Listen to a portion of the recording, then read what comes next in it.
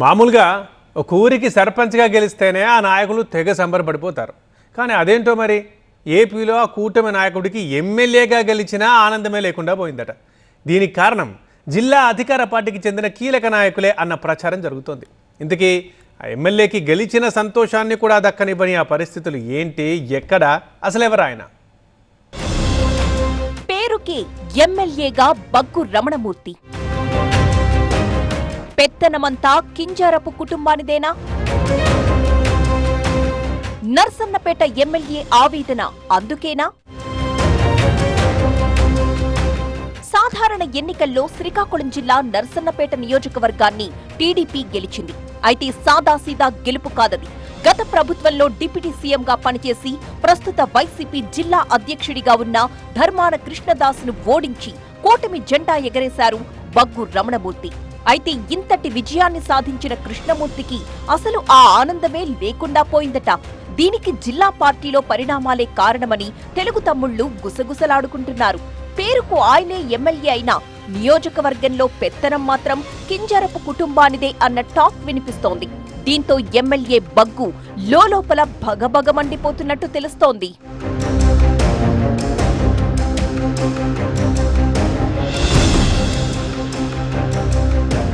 శ్రీకాకుళం జిల్లా టీడీపీ అంటే టక్కున గుర్తొచ్చేది కింజరాపు కుటుంబం.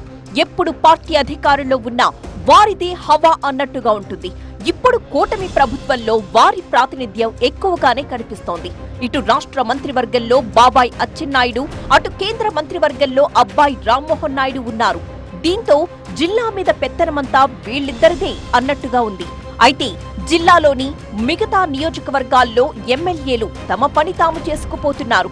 ఒక్క నర్సన్నపేటలో మాత్రం ఎమ్మెల్యే బగ్గు రమణమూర్తి తీవ్ర అసహనానికి గురవుతున్నారట. తన ఇలాఖాలో కింజారపు కుటుంబం ఎక్కువగా ఇన్వాల్వ్ అవుతుండడం లోకల్ ఎమ్మెల్యేగా రమణమూర్తికి అస్సలు నచ్చడం లేదట.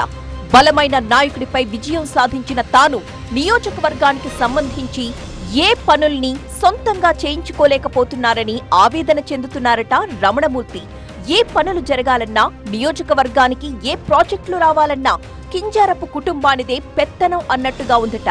దీంతో ఈ సీనియర్ నేతకు ఏం చెయ్యాలో పాలుపోక లోలోపల మదనపడుతున్నట్టు పార్టీ వర్గాలు గుసగుసలాడుకుంటున్నాయి.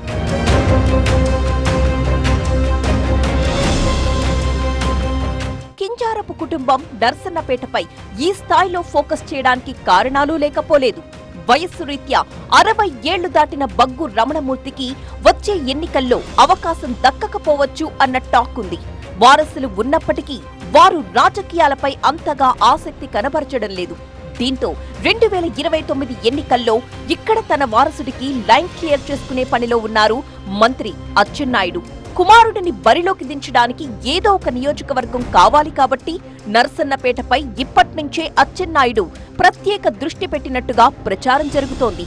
తాను ప్రాతినిధ్యం వహిస్తున్న టెక్కలి నియోజకవర్గానికి నర్సన్నపేట పొరుగునే ఉండడంతో పాటు ఇక్కడ వెలమలకు మంచి పట్టుండడంతో ఈ స్థానాన్ని తన వారసుడి కోసం ఎంపిక చేస్తున్నారు అచ్చెన్న.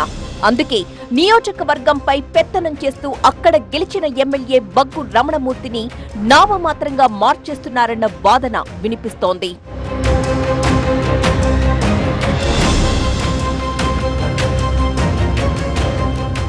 ఇక తాను ఎమ్మెల్యేగా గెలిచి లాభమేంటి అన్నది బగ్గు రమణమూర్తి ఆవేదనగా తెలుస్తోంది.